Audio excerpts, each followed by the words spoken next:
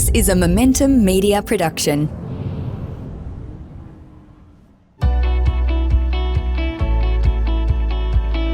Welcome to Property Showcase, the podcast that brings you closer to the service providers that can inform your decisions about how you buy, manage and research top investment opportunities. Be informed and become a better investor with Property Showcase.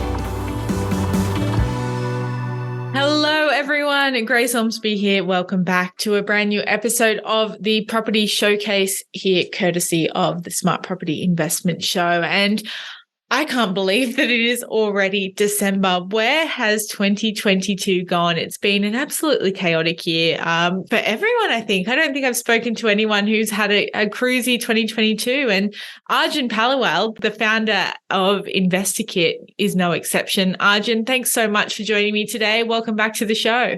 Always good to be back, Grace. Thanks for having me. Can you believe that it's December already? I know, time is crazily flying, but interesting enough, December is also the time where we get a little bit of our Christmas break for the real estate industry. So looking forward to it as well. I bet, and very, very well deserved for you. You've been nonstop, really. I mean, the conversations that we've been having through this year. Before we do get into what we are talking about today, I'd love to, get a couple of sentences from you on what this year's been like. This year, in a couple of different ways, has been, a lot of personal growth. From the portfolio itself, investing throughout. My wife and I, we picked up 5 properties this year. From a perspective of business as well, we had a lot of growth. Our team doubled or close to tripled over the same time as well. And, from the success of those, who are with us, clients as well, it's been a phenomenal year. So all round, even whilst there's been headwinds like interest rates and things like that, personal business for our clients, I've been extremely stoked with how it's all gone. Goals left, right, and center. And I feel like you're very well set up for 2023 and whatever that might bring. And obviously, we can only be crystal ball gazing when we are looking ahead, Arjun. But today we're going to be talking all about 5 key tips for investors to be succeeding in 2023. And from your perspective, there's so much success to be had in the next 12 months or so. Definitely. Yeah. And so those tips, I was thinking hard about them because this isn't a typical year. We're coming off or going into 2023 with 7 and what could be 8 potential interest rate rises that anyone who's been investing over the last decade wouldn't have known anything about. And so going into this next year, I've got some interesting tips here in terms of, just the first one, thinking about facts, not headlines. And this is what usually catches out many investors. It's the headlines. Now, Grace, you and I both know how they work. They are all about what can grab the most clicks. And in some cases, it's the right clicks for the right content. But in many other cases, it's conflicting. We go back many, many years. It's not something that's new. But I remember the one from a couple of years ago. If you remember the interest-only cliff. Do you remember the words cliff being used for everything all the time? Yes. The interest-only cliff. And it comes back to today's thoughts on 2023, which is the fixed mortgage rate cliff now. That's the next thing. So interest-only cliff was this thought that, hey, over the last couple of years, we're going to have record amounts of interest-only loans go back to principal and interest. And many people were going to have problems and it was going to cause massive shockwaves in the market. And that just did not happen. And then now we've got the next thing, which is the fixed rate cliff, where people are going to be coming back to mortgage rates close to doubling when a lot of people who had fixed rates start to go into variable or look for new terms of fixed rates. Now, firstly, I think, just with this headline, the key is to understand the facts behind it, because the headline itself is not wrong. There is a lot of people on fixed rate mortgages who will come off at substantially higher rates. And that could mean a couple of K or just under a K of extra repayments for many mortgage holders. Now, that's the headline and it has some validity there. But what are the facts? Now, the facts are 2 things. When it comes to transactions in Australia, around 500,000 transactions happen per year. Just in the last couple of years, it's around 550. There's about 10.8 million dwellings in the country. So over the 2 years where fixed rate take-ups were very, very high and at super cheap money, it only equates to about 10 to 11% of the whole market that transacted, which means during that time, it can be no more than 10% of people who are first-time mortgage owners going to get a mortgage in super low rates, who had not seen rates like this before. And they are the ones that might be looking for something different because they have not seen times like this before. They have only taken up mortgages over the last 1 or 2 years. But that 10% number I've mentioned, it's going to be far less than that because that was all mortgage transactions that occurred over the last 2 years. So that means that it's blowing out of proportion. And what it does mean is that the majority of people who might have those fixed rate mortgages are people who have owned property for 2 or more years. And anyone who's owned property for 2 or more years in most cities, not all, has seen a substantial amount of equity, has seen rents rise substantially. And it's not like people go towards a fixed rate time and the rates are ending and all of a sudden then figure out what to do. People think about what to do well before. They've been seeing this coming up for a fair few rate rises now, haven't they? That's right. So they understand what's coming up. They understand what their mortgages are going to be in that future when the fixed rate finishes for them. So I feel like that's another example of an overblown headline. And that's going to be my biggest tip for property investors, not just for 2023, but every year, is facts, not headlines. I love that. And as you mentioned a bit earlier too, just reading beyond that headline can provide you with so much more context. So sometimes even the headline, it can be very much correct. It's just that you might actually need to dive into what it's saying rather than take that on face value and move on and go from there. But some great insight there, Arjun. I'm super excited to hear what the rest of your tips are because we've started off pretty strong. What's your second piece of advice for investors as we head into 2023? My second piece of advice is something I've harped on a little bit, and I've said it multiple times. It's about rental yields. The typical mindset of a rental yield decision is that when someone sees interest rates as high as they are, or the weekly, monthly, annual cash flow as bad as it is in the current environment with higher interest rates, the first thing they usually go to is find a market with very high rental yields to then negate that cash flow impact. Now, that's great. We should always be looking for a healthy amount of yields. But the amount of markets in Australia are getting smaller and smaller and smaller that will give you high enough yields to cover the interest rates and where they are and where they're going, which means you're making a short-term driven decision and you're making it about the best possible yield you can get whilst being okay to cancel out, say, 90% of the areas across the country. That itself is not a good plan because successful property investing relies on many options, analyzing them, and then making the best possible decision.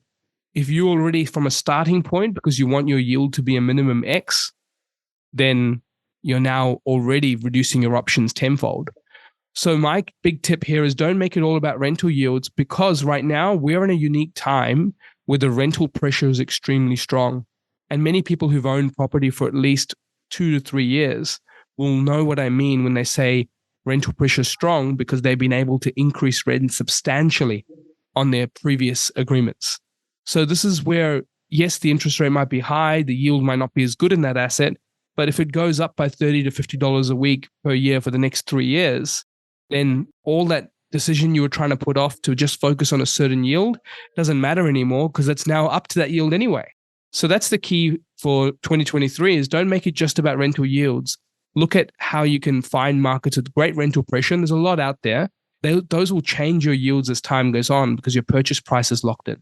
Is it fair to say, staying on that point, Arjun, that rental yields could be considered a less sustainable figure than what that rental pressure is? Because we have seen the rental crisis is set to be pretty pervasive for years to come. Yeah, it's a good point you raised. So the key here is that because the yield today might not be that good, doesn't mean that it won't be good over the next couple of years. And that's because that rental crisis is in play and rents are likely to continue increasing at least for the next 2 or 3 years at this level of pace. So that's the core thing here is just don't make it just so much about, oh, look, I'm not going to go for this property because it's got a 4% yield. I want to go for something with 5. Look at it from the perspective of over the next couple of years, if that 4% yield market is going to be one that grows better than the 5, if that's the case, your 4% might become 5% by the next 3 years anyway, just because of the growth in the rental crisis that's happening. Another great point there. Let's move on now to number 3, because we do need to get through 3 more tips for 2023, and I can't wait to hear what they are. Arjun, what is your third piece of advice for investors to make sure they have a successful year next year? It's all about working to a plan and not investing when things feel good. That's a really important point. When we work with clients, the thing that we do at InvestorKit Buyers Agency is that the first session after they come on board is a portfolio mapping session. And that portfolio mapping session talks to us about how many properties they may need to purchase over a certain amount of years, how long we should hold it for, and then when we might consider selling or consolidating some assets. And so the key here with portfolio planning is that if you've got an asset plan that enables you or requires you to purchase a property in 22, 23, and maybe in 25, then how does anything have to do with the feeling good, what the media says, or what interest rates are doing, not doing? None of that matters because you've got a plan. Well, the plan is I need to purchase a property in 2023. How good does that make you feel versus going, is this a good time to invest or not? Because the key is the people who ask those questions of if it's a good time to invest or not are likely just those who don't have clarity on a plan. Because if you have clarity on a plan, you're like, hey, this is a 20-year plan.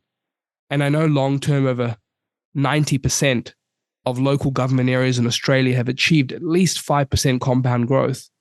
Anything regional capital doesn't matter. 90% of all local government areas have achieved at least 5% plus compound growth, which means that your 20-year plan is likely to be in check. And so if that's the case, and you know over the next 4 years, you've got to make a purchase per year for the next 4, well, there's your plan you should work towards. The timing of it doesn't really matter. And that's what I personally follow and what we help many other clients follow as well.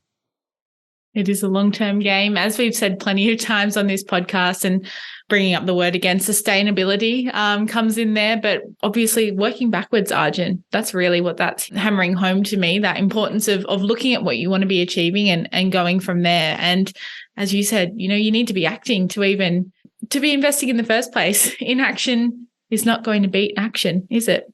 No, not at all. And the inaction also comes to the next tip I've got, which is, people feel that when things aren't growing, that will then drive them towards that inaction. And there's an element of recency bias that's happened over the last 2 years. For many new investors who aren't used to investing prior to the last 2 years, they are going to be under this thought that everything always grows at the same time, everything grows at similar levels, and everything must then, because it's quieter now, fall at the same time or fall at similar levels. That's the experience that the last couple of years during this COVID boom have given us. That, hey, everything everywhere was doing great. That's very rare. The last time that happened was between 2000 and 2005. That too, still at different levels. Some markets are growing by 130% over that 5-year period, some by 60.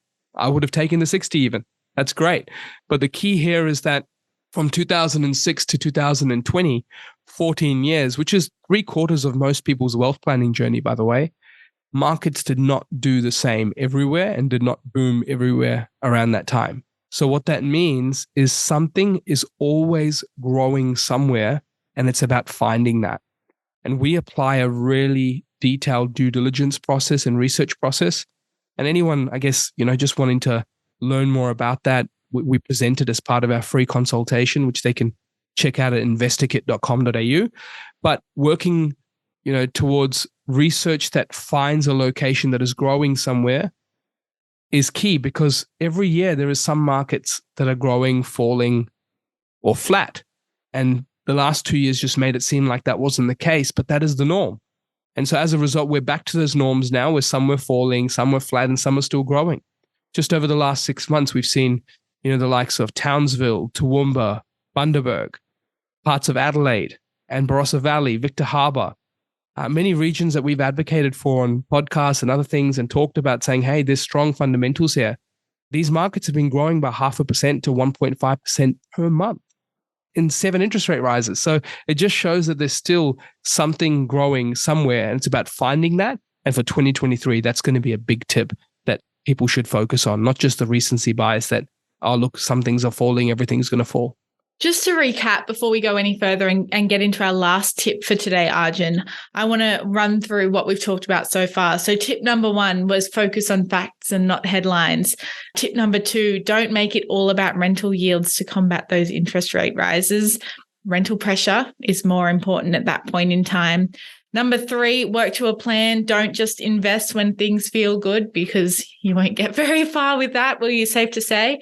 And number 4, something is always growing somewhere. So that does bring us to your last tip for today, Arjun. And I'm very curious to hear what this one is.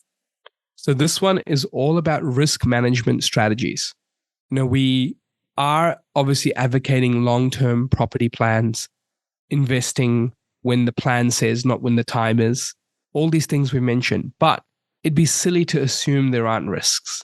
And that's one thing that catches many, off guard. Like they go too aggressive, they don't keep the right buffers. Interest rates are changing and they have changed. So the key is you can apply multiple different strategies. Strategy 1 might be unlocking some equity and leaving it in offset. So you have extra buffer in case incidentals, major renovation strategies even that you want to apply, or other things come up, you've got some buffer there. Another thing is having anywhere between 6 to 12 months of savings that are equivalent to repayments of 6 to 12 months on a particular loan in your offset account. Other things as well are looking at that weekly cash flow. Yes, I talked about not having the perfect yield and trying to get the yield spot on to cover that cash flow. But if you were going to be short on that cash flow, how much are you comfortable with being short on? 100 a week, 200 a week, 50 a week, 80 a week. This is the stuff for you to review and be aware. It's not a bad thing to have a shortage. It's just to be aware of it. And so that's when 2023, as times are changing and have changed in recent years for the interest rates and things like that, using equity, constantly assessing your loans, reviewing them, and then also understanding where your buffers are. And when you are buying property, thinking of your cash flow. These things are all important, just things to have so you're not going in there blind, because the biggest success of a portfolio is actually holding it for 20 years, not just buying it. Some very sage and timely advice as we look towards the end of 2022 and to a brand new year of 2023. And Arjun, we've talked about how amazing it's been for you this year. I can't wait to see what comes up for you guys next. For anyone who is listening along, and I'm hoping that it's kind of got people to think about, what they need to be looking to do for the year ahead. How can they reach you if they are looking at a bit of a reset or just to even confirm some of the goals that they maybe have, or if they don't feel like they know where they're going next? What should they be doing? Yeah, so anyone looking to reach out can just jump on InvestorKit.com.au. We offer a free consultation to have a chat with us just to really understand where you're at the moment, if you're looking for help, where you think help might be required. And then we can also showcase to you more about our portfolio mapping, our in-depth industry-leading research, as well as our micro due diligence process, so you know exactly everything that professional investors do. It's totally free. You can jump on investorkit.com.au and request a free consultation. Before I do let you go, Arjun, I'm going to recap those tips one more time. The 5 key tips from Arjun Paliwal for investors to succeed in 2023. Facts, not headlines. Number 2, don't make it all about rental yields. Number 3, work to a plan. Don't just invest when things feel good. Number 4, something is always growing somewhere. And last but not least, number 5, look to your risk management strategies and how you can get the most out of 2023. Arjun, thank you so much for your time today. Thank you so much. Have a great new year to everyone who is listening along. We hope you've enjoyed this episode of the Property Showcase. Any questions, reach out, editor@smartpropertyinvestment.com.au. Until next time, stay safe and well wherever you are. The information featured in this podcast is general in nature and does not take into consideration your financial situation or individual needs and should not be relied upon. Before making any investment, insurance, tax, property, or financial planning decision, you should consult a licensed professional who can advise whether your decision is appropriate for you. Guests appearing on this podcast may have a commercial relationship with the companies mentioned.